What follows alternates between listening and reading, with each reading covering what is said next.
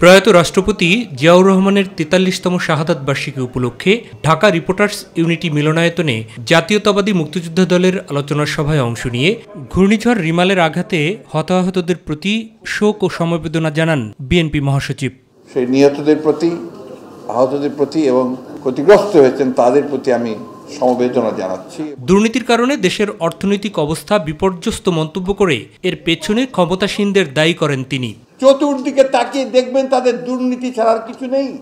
এরা পচে গেছে, দুর্গন্ধযুক্ত হয়ে গেছে, একেবারে দুর্গন্ধযুক্ত। যতই মুখে কথা বলুক, যাই কথা বলুক, আসলে তো এদের কোনো অস্তিত্ব নাই। তার প্রমাণ এক এক করে হচ্ছে আজকে সব জায়গায়। জনগণের সরকার প্রতিষ্ঠার আন্দোলন অব্যাহত রাখারও কথা বলেন মির্জা ফখরুল ইসলাম আলমগীর। সময় হয়ে গেছে, ঘোরাঘুরি অনেক করেছেন, বহু করেছেন, এখন দয়া করে ঘোরাঘুরি বন্ধ করে সঠিকভাবে যেন আপনার দাফন টাফনটা ঠিক মতো হয়, আপনি যেন মানুষ আপনাকে মনে রাখতে পারে, সেইভাবে কিছু চিন্তা ভাবনা করে আপনারা সিদ্ধান্ত নেন। গণতন্ত্র পুনরুদ্ধারে তরুণ সমাজকে আরো সক্রিয় ভূমিকা রাখার আহ্বান জানান অন্য বক্তারা। আমার ভোট আমি দিতে চাই, আমার সরকার আমি নির্বাচিত করতে চাই। আওয়ামী লীগ যখনই ক্ষমতায় গেছে তখনই এই দেশে গণতন্ত্র বিপন্ন হয়েছে।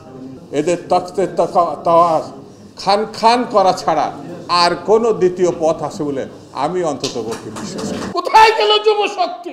আমরা কেন যোদ্ধা তৈরি করতে পারিনি, অথবা তৈরি করলেও সঠিক কেন থাকে না? এই ব্যর্থতা যেমন তাদের আছে, আমাদের আছে। এদিকে জাতীয় প্রেস ক্লাবে জিয়াউর রহমান অনন্য রাষ্ট্রনায়ক গ্রন্থের প্রকাশনা অনুষ্ঠানে যোগ দিয়ে দেশ পরিচালনায় সরকারের ব্যর্থতার অভিযোগ আনেন বিএনপির সিনিয়র যুগ্ম মহাসচিব রিজভী আহমেদ।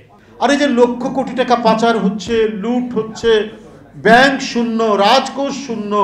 অন্যদিকে জাতীয় প্রেস ক্লাবের সামনে শ্রমিক জনতার সমাবেশে বিএনপির স্থায়ী কমিটির সদস্য গয়েশ্বর চন্দ্র রায় সরকার পতনের আন্দোলনে অঙ্গ ও সহযোগী সংগঠনের নেতাকর্মীদের সক্রিয় হবার তাগিদ দেন।